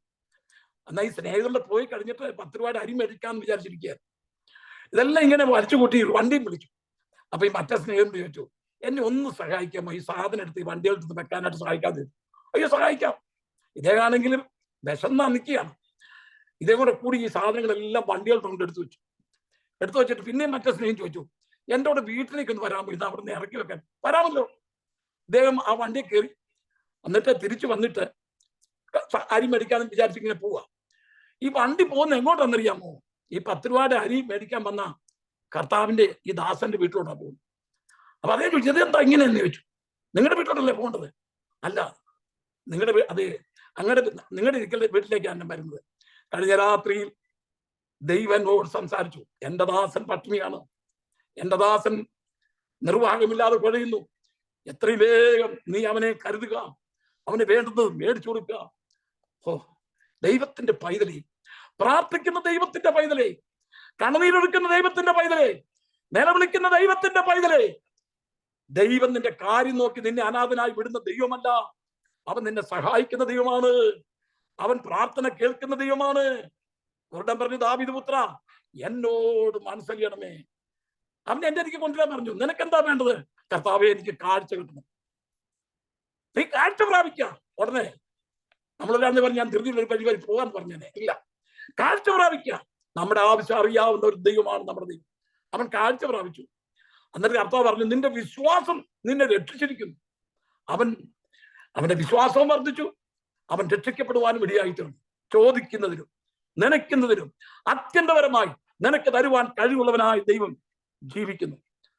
ലൂക്കോസിന്റെ സുവിശേഷം 15-ാം അധ്യായം 21-ഉം 22-ഉം വാക്യം വായിക്കുമ്പോൾ മുടിയപുത്രൻ കേട്ടോ വന്ന് പറയുന്ന വാചകം വായിക്കാൻ സമയമില്ലാത്തതുകൊണ്ട് ഞാൻ 10 മിനിറ്റ്, ഞാൻ സമയപാലകനാണ്. എനിക്ക് വരുന്ന സമയത്ത് തന്നെ ഇരിക്കുന്ന വ്യക്തിയാണ്. ലൂക്കോസ് സുവിശേഷം 15-ാം അധ്യായം 21-ഉം 22-ഉം വാക്യങ്ങൾ വായിക്കുമ്പോൾ മുടിയപുത്രൻ സുബോധം വന്നു, അപ്പന്റെ അരിക്ക് വന്നു. അപ്പൻ ദൂരെ ഇങ്ങനെ നോക്കിക്കൊണ്ടിരിക്കുക. മകൻ വരുന്ന പോയ സമയം മുതൽ അപ്പന് സ്വസ്ഥയില്ല. വരേണ്ടുന്ന വീതെല്ലാം വാങ്ങിച്ചോണ്ട് പോയത്. എനിക്ക് വരേണ്ടുന്നെല്ലാം തരണവൻ കണക്ക് പറഞ്ഞ് വാങ്ങിച്ചവൻ. അവിടെ പോയി കൂട്ടുകാരുമായി സമയം ചെലവഴിച്ച് അവന്റെ കയ്യിലുള്ളതെല്ലാം പാഴാക്കി കളഞ്ഞ് നാനാവിധമാക്കി കളഞ്ഞെന്നാ വായിക്കുന്നത്. എന്നിട്ട് ഒരു ജോലിക്ക് വേണ്ടി പലയിടത്തും തപ്പി നടന്നിട്ട് ഒരു ജോലി പോലും കിട്ടുന്നില്ല. അവസാനം എവിടെയോ പത്രത്തിൽ ഒരു വാർത്ത കണ്ടു, ഇവിടെ പന്നിയെ മേയ്ക്കാൻ ആളിനെ വേണോ. ആ വാർത്ത കൊണ്ട് അവിടെ ചെന്നു. അവന് ജോലി കൊടുത്തു, പക്ഷെ ശമ്പളം ഇല്ല. പന്നി തിന്നുന്ന തവിട് തിന്നാൻ തക്കണം ആഗ്രഹിച്ചിട്ട് പന്നിയും കൊടുക്കത്തില്ല. അങ്ങനെ മുട്ട് വന്നപ്പോഴാണ് അപ്പന്റെ ഭവനത്തെ ഓർത്ത്. അപ്പന്റെ ഭവനത്തെ ഓർത്തപ്പോൾ അവൻ തീരുമാനിച്ചു അപ്പന്റെ അരിക്കിലേക്ക് മടങ്ങിപ്പോകണം. അങ്ങനെ അപ്പന്റെ അരിക്കിലേക്ക് മടങ്ങിപ്പോയിട്ട് തനിക്ക് സുബോധം എന്ന് പറയാണ്, എന്റെ അപ്പന്റെ ഭവനത്തിൽ എത്രയോ കൂലിക്കാർ തിന്ന് ശേഷിപ്പിക്കുന്നു, ഞാനോ ഒരു നേരത്തെ ആഹാരത്തിന് വേണ്ടി ഇങ്ങനെ കരയുന്നു. അവൻ മടങ്ങി വരാതെ കൊണ്ട് തീരുമാനിച്ചു. അവിടെ ചെന്നിട്ട് അവൻ ഒറ്റ ആഗ്രഹമുള്ളൂ, കൂലിക്കാരനാകണം. അപ്പന്റെ ഭവനത്തിൽ ഒരുപാട് ജോലിക്കാരില്ലേ, അവരൊക്കെ തിന്ന് ശേഷിപ്പിക്കുന്നില്ലേ, അവൻ ഇത്രേ ആഗ്രഹമുള്ളൂ, ഒരു കൂലിക്കാരനാകണം. അപ്പം നേരെ നോക്കിക്കൊണ്ട് ഇങ്ങനെ കണ്ടോണ്ടിരിക്കുക മകൻ വരുന്നത്. ഇന്ന് ഫാദേഴ്സ് ഡേ ആണല്ലോ. നമ്മുടെ പിതാക്കന്മാർക്ക് നമ്മളോട് എന്തുമാത്രം സ്നേഹമാണുള്ളത്. ദൈവത്തിന് സ്തോത്രം. നമ്മുടെ പിതാവ് നമ്മളെ കരുതുന്നില്ലേ? അതിനെപ്പറ്റി പറയാൻ പോയ സമയം ഒരുപാട് എടുക്കും. ഇന്ന് ഈ അമേരിക്ക ക്രമീകരിച്ചിരിക്കുന്ന ഈ ഫാദേഴ്സ് ഡേ മനസ്സലിവുള്ളവർ അപ്പന്റെ കാര്യം നമ്മൾ ഓർക്കണം. നമ്മളെ കരുതുന്നത് നമ്മുടെ പിതാവിനെ ഓർക്കണം. നമ്മളെ ബാല്യപ്രായം പോലെ നമ്മളെ കൈക്ക് പിടിച്ച് നമ്മുടെ പിതാവിനെ നമുക്ക് ഒന്ന് ഓർക്കാം. ദൈവത്തിന് സ്തോത്രം. ദൈവത്തിന്റെ പൈതലെ, ഈ മകൻ വന്ന് മകനും നടക്കാൻ വയ്യ, അപ്പനറിയാം അന്ന് നിൽക്കാൻ വയ്യ, എല്ലാം തൊലിയായിട്ടാണ് വന്നിരിക്കുന്നത്. അറിയാം, അങ്ങോട്ട് പോയാലല്ല, ആ മുഖം നോക്ക്, എല്ലാം ഒരു ഡെഡ് ബോഡി പോലെ വന്നിരിക്കുന്നത്. കണ്ടാൽ നമ്മൾ പേടിച്ചു പോകും. ഞാൻ ബോംബെയിലാകുന്ന സമയത്ത് അവിടെ ജസ്റ്റോക്ക് ഹോസ്പിറ്റലിൽ ഈ പഠിക്കുന്ന ഡോക്ടർമാർ സ്റ്റുഡൻസ് ഉണ്ട്. അപ്പൊ അവര് തമ്മില് ഒരു തീരുമാനം എടുത്തു. ഇന്ന് രാത്രിയില് എല്ലാവരും അവര് പറഞ്ഞു, ഞങ്ങള് നല്ല ഭയമില്ലാത്തവര് ധൈര്യക്കാരാണ്. അപ്പൊ അവര് പറഞ്ഞു, ഒരുത്തൻ പറഞ്ഞു, ശരി നിനക്ക് നല്ല ധൈര്യമാണല്ലോ, അപ്പൊ ഇന്ന് രാത്രിയില് ജസ്റ്റ്ലോക്ക് ഹോസ്പിറ്റലില് അവിടെ മോർച്ചറി ഇരിക്കുന്ന ഇന്ന ശവത്തിന്റെ വായില് ഞാൻ കൊണ്ട് റിസർച്ച് കൊടുത്തു, അത് രാത്രി 12 നിനക്ക് തുറന്നത് എടുക്കാമെന്ന് ചോദിച്ചു. അത് പറയാറിക്കാന്ന് പറഞ്ഞു. അപ്പം ഇതെല്ലാം അത് അങ്ങനെ ചെയ്യുകയാണെങ്കിൽ നീ നല്ല ധൈര്യശാലിയാണെന്ന് മനസ്സിലാക്കും. അപ്പൊ ഈ രാത്രി മറ്റവനുണ്ടല്ലോ 12 ആയപ്പോൾ ആ മോർച്ചറി കയറിയിട്ട് അപ്പൊ നോക്കിയപ്പം ഈ പറഞ്ഞ ശവത്തിന്റെ വായി ഒരു സിഗരറ്റ് ഇരിക്കുന്നു. ഈ സിഗരറ്റ് അങ്ങോട്ട് എടുക്കുകയും ഈ ഡെഡ് ബോഡി എഴുന്നേറ്റ് വന്നു. അവൻ ബോധം കിട്ടുന്ന ആടെ പോയി. ആ ഡെഡ് ബോഡി ആയിട്ട് കിടന്നവ ആരാന്നറിയാമോ? പന്തയം വെച്ച വ്യക്തിയാണ്. അപ്പൊ അവനെക്കാട്ടിലും വലിയ ധൈര്യശാലിയാണ് മറ്റവൻ. അവൻ ഈ പന്തയം വെച്ചിട്ട് ഈ സിഗരറ്റും വായി വെച്ചോണ്ട് അതിന്റെ ഇടയിൽ പോയി കിടക്കും. ഈ സിഗരറ്റ് അങ്ങോട്ട് എടുക്കുകയും പുള്ളി ഇങ്ങനെ പൊങ്ങിപ്പോയി. മറ്റേ ബോധം കെട്ട് പോയി. പക്ഷെ മരിച്ചില്ല. ഞാൻ പറഞ്ഞു താല്പര്യം, ഈ മുടിയപ്പോ തന്നെ കണ്ട ഒരു ഡെഡ് ബോഡി ആരും പേടിച്ചു പോകും. കാരണം എല്ലാം തൊലിയായിട്ട് ഇങ്ങനെ വരുന്ന കാഴ്ച. ഞാനൊന്ന് പുറപ്പെട്ടു പോയതാ, അതുകൊണ്ടാണ് ഞാൻ പറഞ്ഞത്. എൻ്റെ അപ്പൻ എന്നെ അടിച്ചിട്ട് വിളിച്ചിട്ട് ഞാനൊന്ന് പുറപ്പെട്ടു പോയി. കാരണം കൂട്ടുകാർ കൂടി കളിക്കാൻ പോകുന്നത്, ഞങ്ങൾ ചെറിയ പ്രായത്തിൽ യാക്കോബായ ഓർത്തഡോക്സിൽ രക്ഷിക്കപ്പെട്ടതാണ്. അപ്പം എന്നെ പിതാവ് അടിച്ചു. ആ ഒരു ഗർഭിണി ഞാനൊന്ന് ഇറങ്ങിപ്പോയി 5-ാം പക്കം തിരിച്ചു വന്നു. കാരണം അപ്പോഴത്തേക്ക് പത്രത്തിലൊക്കെ വാർത്ത കൊടുക്കത്തൊക്കെ അറേഞ്ച് ചെയ്തു. നാട്ടുകാരെല്ലാം കൂടി അപ്പനെ എന്നെ അടിക്കുന്നത് എന്നോട് വെറുത്തിട്ടാണെന്നൊരു ചിന്ത വന്നിട്ട് അങ്ങ് പോയതാ. ആ ചരിത്രം പറയാൻ പോയാൽ പ്രസാമി അങ്ങ് പോയി. ഞാൻ എറണാകുളത്ത് ചെന്ന് ഫാദർ വിറ്റുവെച്ച റബ്ബറിന്റെ ഷീറ്റിന്റെ 200 രൂപയും എടുത്തുകൊണ്ടാണ് പോയത്. എറണാകുളത്ത് ചെന്നപ്പോൾ ഒരുത്തൻ എൻ്റെ കൂടെ വന്ന് കൂടി. അവനോട് കാര്യങ്ങളെല്ലാം തുറന്നു പറഞ്ഞു, ജോലി വാങ്ങിച്ചു തരാമെന്ന് പറഞ്ഞു. എന്നിട്ട് അദ്ദേഹം ഒരു പ്ലാറ്റ്ഫോം ടിക്കറ്റ് ആയിരിക്കും എടുത്തത്. ട്രെയിനിൽ കയറി എറണാകുളത്ത് ട്രെയിനിൽ കയറി ഇങ്ങനെ പോകുന്ന സന്ദർഭം തൃശ്ശൂർ വന്ന സമയത്ത് അദ്ദേഹം എൻ്റെ അരിക്കൻ ഇറങ്ങി. ജനറൽ കമ്പാർട്ട്മെന്റിലായിരുന്നു. ഇറങ്ങിയിട്ട് എനിക്കൊരു 2 പഴവും ഒരു മണ്ണും ഒക്കെ മേടിച്ചെന്ന് പറഞ്ഞു, എനിക്ക് അടുത്ത കമ്പാർട്ട്മെന്റിൽ ബെർത്ത് കിട്ടിയിട്ടുണ്ട്, നമുക്ക് മദ്രാസിൽ ചെന്ന് കാണാമെന്ന് പറഞ്ഞു. ആ പോക്കി പുള്ളിയൊക്കെ പോയി. ഞാൻ ടിക്കറ്റ് ഒന്നും ഇല്ലാതെ മദ്രാസിൽ ചെന്നു. അയ്യോ, അവിടെ ചെന്ന് കഴിഞ്ഞപ്പോഴത്തേക്ക് എന്തോ ചെയ്യും, എൻ്റെ പോക്കറ്റ് ആകെ 10-12 രൂപയാണ്. അപ്പൊ ഞാൻ വിചാരിച്ചു എന്നാ ഒരു ചുമടി നോക്കാണ്ട്. ഞാൻ ഒറ്റ മകനേ ഉള്ളൂ കേട്ടോ, അപ്പനും അമ്മയ്ക്ക് ഒറ്റ മകനേ ഉള്ളൂ. ഓരോ മിലിറ്ററിക്കാരന്റെ പെട്രോളും ചുമന്നുകൊണ്ട് ഞാൻ ചുമന്നിട്ടില്ല. അയ്യോ, എന്റെ കാലം നേരെ നിൽക്കത്തില്ല. അവസാനം അദ്ദേഹം എനിക്കൊരു 50 സെന്റ് തന്നു. ഞാൻ ഐസ്ക്രീം ഒക്കെ മേടിച്ച് നിന്നിട്ട് അടുത്ത ട്രെയിൻ ഇങ്ങനെ എറണാകുളത്ത് വരാൻ നോക്കി നിൽക്കുക. ആ ട്രെയിനെ കയറി. ഞാൻ ടിക്കറ്റ് എടുത്തില്ല, ഞാനിങ്ങനെ പോന്നു. കാരണം എൻ്റെ അപ്പൻ അവിടെ കണ്ണുനീരോടെ പ്രാർത്ഥിക്കുന്ന പ്രാർത്ഥന. ഒരപ്പൻ തൻ്റെ മകനെ അടിക്കുമ്പോൾ, എന്നിട്ട് ഞാൻ തിരിച്ചു വന്നപ്പോൾ അവിടെ വീട്ടിൽ വന്ന് ഇറങ്ങിയപ്പോൾ നിങ്ങൾ കേൾക്കുമ്പോഴേ, ഞങ്ങളുടെ നാട്ടില് എൻ്റെ അമ്മയുടെ അനിയത്തി എറണാകുളത്തുണ്ട്. അപ്പൊ ഞാൻ അമ്മയുടെ അനിയത്തിയെ വിളിച്ചു. പെട്ടെന്ന് വന്ന് എന്നെ പിടിച്ചോണ്ട് പോയി. എന്നെ തിരിച്ചു കൊണ്ടുപോവാണ്, കോട്ടത്തോട്ട് കൊണ്ടുപോവാ. അപ്പൊ ഞാൻ മരുന്ന് അറിഞ്ഞപ്പോഴത്തേക്ക് എന്നെ സ്വീകരിക്കാൻ എന്നോട് പഠിച്ച കൂട്ടുകാരെല്ലാം കുരുത്തോലൊക്കെ പിടിച്ച് വലിയ കൊടിയൊക്കെ പിടിച്ച് ആ പുത്തമ്പരെ പഠിക്കല്ലേ, ഞാൻ അമേരിക്കനും ഗൾഫ് രാജ്യം ചെല്ലുന്ന പോലെ എന്നെ സ്വീകരിക്കാൻ ഒരു 19 പിള്ളേർ. അയ്യോ, ബസ്സേനെ അങ്ങോട്ട് ഇറങ്ങി എനിക്ക് ഓടിപ്പോകാനും പോകും. എന്നെ പോയി വിളിച്ചൊരു പാട്ടൊക്കെ പാടി ആ വീട്ടോട്ട് കൊണ്ടുവന്നു. വീട്ടിൽ കൊണ്ടുപോയി. ഞാൻ അവിടെ ചെന്ന ഉടനെ കട്ടിന്റെ കീഴെ കയറി കിടന്നു. അമ്മ എനിക്ക് കൊണ്ട ഭക്ഷണമൊക്കെ അവിടെ തരും. അപ്പോഴേ എൻ്റെ അപ്പനെ കാണാൻ ആൾക്കാർ വന്നപ്പോഴേ, അപ്പൊ അവര് പറഞ്ഞു, അച്ഛാ അപ്പത്തിനിങ്ങനെ മകനായിട്ട് ഇങ്ങനെ അടിക്കരുത്, അവൻ മിടുക്കനാന്ന് പറഞ്ഞു. ഉടനെ എൻ്റെ അപ്പം കൊടുത്ത മറുപടി എന്നറിയോ, എൻ്റെ മകൻ മിടുക്കനാ, അവൻ കുറച്ചുകൂടെ നന്നാകാൻ വേണ്ടി ഞാൻ അടിക്കുന്നു. നോക്കണമേ, ആ വർത്താനാണ് എന്നെ മാനസാന്തരത്തേക്ക് നയിച്ചത്. അപ്പൻ്റെ ഒരൊറ്റ വാക്ക്, എൻ്റെ മകൻ മിടുക്കനാ, അവൻ കുറച്ചുകൂടെ നന്നാകാൻ വേണ്ടിയാണ് ഞാൻ ഈ അടി അടിച്ചെന്ന് പറഞ്ഞു. പിന്നെ എന്നെ അടിച്ചിട്ടില്ല.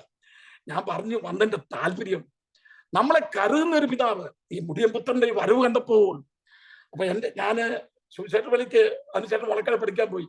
ഞാൻ കൺവെൻഷൻ പ്രസംഗിക്കാൻ പോകുമ്പോൾ എൻ്റെ അപ്പൻ എവിടാണെങ്കിലും ടാക്സി പിടിച്ചോടെ വരും. ആ കൺവെൻഷൻ ഏറ്റവും കൂടുതൽ സന്തോഷിക്കുന്ന എൻ്റെ അപ്പനായിരുന്നു. 96-ാമത്തെ വയസ്സിലാണ് എൻ്റെ അപ്പൻ മരിച്ചു പോയത്. ഞാൻ പറഞ്ഞു വന്നതിന്റെ താല്പര്യമുണ്ടല്ലോ, ഈ ഫാദേഴ്സ് ഡേയിൽ അപ്പനെ അമ്മയും ബഹുമാനിക്കാതെ, അവർക്ക് 10 പൈസ അയച്ചു കൊടുക്കാതെ, അത് നമ്മളാരുമല്ല, ഇരിക്കുന്ന പ്രിയപ്പെട്ടവരൊക്കെ ഉണ്ട്. നമ്മുടെ അപ്പന്മാർ നമ്മളെ കുറിച്ച് എന്തുമാത്രം വിചാരമുണ്ട്. അപ്പം മരിച്ചിട്ട് പോകാത്ത മക്കൾ പോലും ഈ അമേരിക്കയിലുള്ള പലരെ എനിക്കറിയാം. ദൈവത്തിന് സ്തോത്രം. ഞാൻ ആ ചർച്ചയിലേക്കൊന്നും പോകുന്നില്ല. ഈ ഫാദേഴ്സ് ഡേ നമ്മുടെ പിതാവിന് നമ്മൾ ഓർക്കണം. ഈ മുടിയൻപുത്രന്റെ അപ്പനുണ്ടല്ലോ, മകൻ ദൂരെ നിന്ന് വന്ന് കണ്ടപ്പോഴേ ഓടി അങ്ങോട്ട് ചെന്നു, കെട്ടിപ്പിടിച്ചു, കഴുത്തിന് കെട്ടിപ്പിടിച്ചു കരയാൻ, രണ്ടും കൂടെ കരയാൻ തുടങ്ങി. മകൻ പറഞ്ഞു, അപ്പാ ഞാൻ സ്വർഗത്തോട് നിന്നോടും പാഞ്ചിരിക്കുന്നു, ഇനി നിന്റെ മകൻ വിളിക്കപ്പെടാൻ ഞാൻ യോഗ്യനല്ല. അങ്ങനെ കൂലിക്കാരൻ ഒരുത്തനെ പോലെ ആക്കണമേ. അപ്പൻ അത് ചെവിക്കൊണ്ടില്ല. അപ്പൻ എന്താ പറയുന്നറിയാമോ, വേഗം നേത്രമായ അങ്കിവിനെ ധരിപ്പിപ്പി, പെട്ടെന്ന് ഷൂസ് വാങ്ങിച്ചോണ്ട് വരുവീൻ, തടിപ്പിച്ച കാളക്കുട്ടി ഇറക്കുവീൻ, പാട്ടുകാരെ വിളിച്ചു വരുത്തി, ഭയങ്കര സംഗീതഘോഷം. ചോദിക്കുന്നതിലും നനയ്ക്കുന്നതിലും അത്യന്തപരമായി നിന്നെ അനുഗ്രഹിപ്പാൻ ശക്തനായ ദൈവം ഇന്ന് രാത്രികാലം നമ്മുടെ മധ്യമുണ്ട്, ഈ പ്ലാറ്റ്ഫോമിലുണ്ട്. എന്നെ സ്നേഹിക്കുന്ന ആരെങ്കിലും ദുഃഖത്തോടിരിക്കുന്നെങ്കിൽ, നിന്നെ സ്നേഹിക്കുന്ന ഒരു പിതാവ്, നിന്നെ കരുതുന്ന ഒരു പിതാവ്, നീ ചോദിക്കുന്നത് ഒരു കൂലിക്കാരനെ പോലെ ആക്കണമെന്നാ. കർത്താവ് പറഞ്ഞല്ല, വേഗം മേത്രമായി അങ്കുടിപ്പീൻ, ചോദിക്കുന്ന നിനക്കെന്ത്. നമ്മുടെ കർത്താവായ യേശു ലൂക്കോസിന് സുവിശേഷം 23 അധ്യായം 42-43 വാക്യം വായിക്കുമ്പോൾ മൂന്ന് പേരുടെ പ്രാർത്ഥന അടക്കാണ്. ലൂക്കോസ് 23-42-43 കർത്താവിന്റെ പ്രാർത്ഥന. ഇവർ ചെയ്യുന്ന ഇന്നെന്ന് അറിയാൽ ഇവരോട് ക്ഷമിക്കണമേ എന്ന് പ്രാർത്ഥിക്കുന്ന കർത്താവിന്റെ പ്രാർത്ഥന. 2 കള്ളന്മാരും പ്രാർത്ഥിച്ചു. 2 കള്ളന്മാരും അവനെ ദുഷിച്ചു. 2 കള്ളന്മാരും പറഞ്ഞു, നീ നിന്നെ തന്നെ രക്ഷിക്കുക, ഞങ്ങളെയും രക്ഷിക്കുക. നിന്നെ തന്നെ രക്ഷിക്കുക, ഞങ്ങളെ രക്ഷിക്കുക. ഒരു കള്ളന് മാനസാന്തരം വരാൻ കാരണം എന്താണെന്ന് അറിയാമോ? ഒന്ന് കർത്താവിന്റെ പ്രാർത്ഥനയാണ്. ഇവരിങ്ങനെ പരിഹസിക്കുമ്പോൾ കർത്താവ് പ്രാർത്ഥിച്ചു, കർത്താവേ പിതാവേ ഇവർ ചെയ്യുന്നത് ഇന്നെന്നറിയാൽ ഇവരോട് ക്ഷമിക്കണമേ. ആ പ്രാർത്ഥന പ്രാർത്ഥിച്ചുകൊണ്ടേയിരുന്നെന്നാണ് വേദശാസ്ത്രത്തിൽ പറയുന്നത്. ആ പ്രാർത്ഥനയാണ് ഒരുത്തിന് മാനസാന്തരം വരുന്നത്. അപ്പം ആ അല്പം മാനസാന്തരം വന്ന കള്ളനുണ്ടല്ലോ, അവൻ ചെരിഞ്ഞു കിടന്ന് ക്രൂശിന്റെ മുകളിലോട്ട് നോക്കിയപ്പോൾ ഒരു ട്രാക്ട് എഴുതി വെച്ചിരിക്കുന്നു. ട്രാക്ട്, നസറേനാകുന്ന യേശു യഹൂദന്മാരുടെ രാജാവ്. അതവൻ കണ്ടു. അത് കണ്ടു. അത് ഈ ട്രാക്ട് എടുക്കുന്നതുകൊണ്ട് ഒരിക്കലും ദോഷമല്ല കേട്ടോ. ഒരു ട്രാക്ട് എഴുതി വെച്ചിരിക്കുക, അതൊരു സ്റ്റേറ്റ്മെന്റാ. റോമ, യവനായ, അരാമ്യ 3 ഭാഷകളിൽ കർത്താവിന്റെ ക്രൂശിന്റെ മുകളിൽ എഴുതി വെച്ചിരിക്കുകയാണ്, നസറേനാകുന്ന യേശു യഹൂദന്മാരുടെ രാജാവ്. അതൊരു സ്റ്റേറ്റ്മെന്റ് ആണ്. അത് മാറ്റാൻ തക്കൊണ്ടും അവര് വന്ന് മഹാപുരോഹിതന്മാർ വന്ന് പീലാത്തോസ് പറഞ്ഞു അത് മാറ്റണം, ഒന്നിൽ ഒരു ക്വസ്റ്റ്യൻ ആക്കണം. നസറേനാകുന്ന യേശു യഹൂദന്മാരുടെ രാജാവോ, അല്ലെങ്കിൽ അവൻ നസറേനാകുന്ന യേശു യഹൂദന്മാരുടെ രാജാവ് എന്ന് പറഞ്ഞു പോൽ. ഇത് തറപ്പിച്ചു പറഞ്ഞിരിക്കുക യഹൂദന്മാരുടെ രാജാവ്. ഈ പീലാത്തോസ് സമയത്തും സമയം അനുസരിച്ച് അവന്റെ ഭാഷ മാറ്റുന്നതിനാണ്. ആ സമയത്ത് പീലാത്തോസിന്റെ മേലൊരു ശക്തി വന്നിട്ട് പറഞ്ഞു, ഞാൻ എഴുതി അതെനിക്ക് മാറ്റാൻ ഒക്കത്തില്ല. അതിന്റെ അർത്ഥം എന്തറിയാമോ? മഹാപുരോഹിത, നിങ്ങൾ വിചാരിക്കുന്ന പോലല്ല, സ്വർഗത്തിൽ എഴുതി ഞാൻ ഇവിടെ എഴുതുക, എനിക്ക് തിരുത്താൻ ഒക്കത്തില്ല. അവൻ യഹൂദന്മാരുടെ രാജാവാണ്. അപ്പം ഈ കള്ളന്റെ ഒരു മാനസാന്തരത്തിന്റെ വാചകം, അവൻ രാജാവ്. ഇവൻ തൻ ചിന്തിച്ചു, ഇപ്പൊ അവൻ രാജാവാണോ? അല്ല. എന്നാൽ ഭാവിയിൽ അവൻ രാജാവായി വരുമെന്നൊരു വിശ്വാസം നിനക്കുന്നു. അപ്പൊ ആദ്യമേ ഇവൻ ആ കള്ളനോട് കൊണ്ടുപോഷിച്ചു, നമ്മളിങ്ങനെ പരിഹസിക്കരുത്. സമശിക്ഷാപതിയിലായിട്ടും നീ ദൈവത്തെ ഭയപ്പെടുന്നില്ലയോ? നാമോ ന്യായമായി ശിക്ഷ അനുഭവിക്കുന്നു. അപ്പൊ ഈ കള്ളനെ നാം ന്യായമായി ശിക്ഷ അനുഭവിക്കുന്നു എന്നൊരു വിചാരം. എന്നിട്ട് അവൻ ചോദിച്ചു, നമ്മൾ സമശിക്ഷാപതിയില്ല. സാധാരണ സമശിക്ഷാപതിയിലാകുമ്പോഴേ അന്യോന്യ ബന്ധമുണ്ടല്ലോ, ഇല്ലേ? അന്യോന്യ ബന്ധമുണ്ട്. ഇപ്പൊ നമ്മുടെ വീട്ടില് 50 പേരോളം മരിച്ചുപോയി. ആ കുടുംബങ്ങൾ തമ്മിൽ ഒരു ബന്ധവും കാര്യങ്ങളൊക്കെ ഇല്ലേ? ഒരു ആശ്വാസം ഇല്ലേ? സമശിക്ഷാപതി, ഒരേ പരിശോധന വരുമ്പോൾ തമ്മിൽ സ്നേഹം. ഇവൻ ഒരു സഹതാപവും തോന്നുന്നില്ല. നാം സമശിക്ഷാപതിയിലായിട്ടും നീ ദൈവത്തെ ഭയപ്പെടുന്നില്ലയോ? അപ്പൊ ദൈവത്തിനെ കുറിച്ചുള്ള ഭയം ഈ കള്ളന്റെ ഉള്ളിലേക്ക്. അപ്പൊ അവനെ ഗുണദോഷിച്ചിട്ട് പിന്നെ പറയാണ്, നീ ക്രിസ്തുവെങ്കിൽ ഇറങ്ങി വാ, ഞങ്ങളെ രക്ഷിക്കുക. അവൻ പറഞ്ഞോണ്ടിരിക്കുക. നിർത്തി. പിന്നെ അങ്ങോട്ട് സംസാരിച്ചിട്ട് കാര്യമില്ല. ഉടനെ അവൻ നേരെ തിരിഞ്ഞു. ഇവൻ മരിക്കാൻ പോവാ. ഇവനറിയാം ഞാൻ താമസിക്കാൻ മരിക്കും, കർത്താവും മരിക്കും. അതിനുമുമ്പ് അവൻ പറഞ്ഞു, കർത്താവേ നീ രാജ്യത്വം പ്രാപിച്ചു വരുമ്പോൾ എന്നെ ഓർത്തുകൊള്ളണമേ. ഇതാ ചോദിച്ചത്. നീ രാജ്യത്വം പ്രാപിച്ചു വരുന്ന അന്നേ എന്നെ ഓർത്തുകൊള്ളണമേ. കർത്താവ് എന്താ പറഞ്ഞറിയാമോ? അന്നല്ല, ഇന്ന് തന്നെ നീ എന്നോട് പ്രതിസഹിക്കും. ചോദിക്കുന്നതിലും നനയ്ക്കുന്നതിലും അത്യന്തപരമായി നിന്നെ അനുഗ്രഹിപ്പാൻ കഴിവുള്ള സർവശക്തനായ ദൈവത്തെയാണ് നമ്മൾ സേവിക്കുന്നത്. ഹേരോദാവിന്റെ മകളൊരു ഡാൻസ് കളിച്ചപ്പോൾ ഹേരോദാവ് ചോദിച്ചു, നിനക്ക് എന്താ വേണം? ചോദിച്ചോളാൻ പറഞ്ഞു. രാജ്യത്തിന്റെ പകുതി വേണ്ടി തരാമെന്ന്. അമ്മയോട് എന്ന് ചോദിച്ചപ്പോൾ പറഞ്ഞു, യോഹന്നാന്റെ തല തരാൻ പറഞ്ഞു. നോക്കണമേ, അവള് ഒരു ദൈവദാസന്റെ തലയാണ് അവൾ ആവശ്യപ്പെട്ടത്. എന്നാൽ ദൈവത്തിന്റെ പൈതലെ എസ്തേർ രാജ്ഞിയോട് ചോദിച്ചു, നിനക്ക് എന്ത് വേണം? പൊൻചോദിയോട് രാജാവ് നിട്ടിട്ട് അവള് സമയം വന്നപ്പോൾ അവളുടെ വിഷയം പറഞ്ഞു. ദൈവത്തിന് ഇവിടെ അവസാനിപ്പിക്കാം. ദൈവം നമ്മെ സഹായിക്കട്ടെ.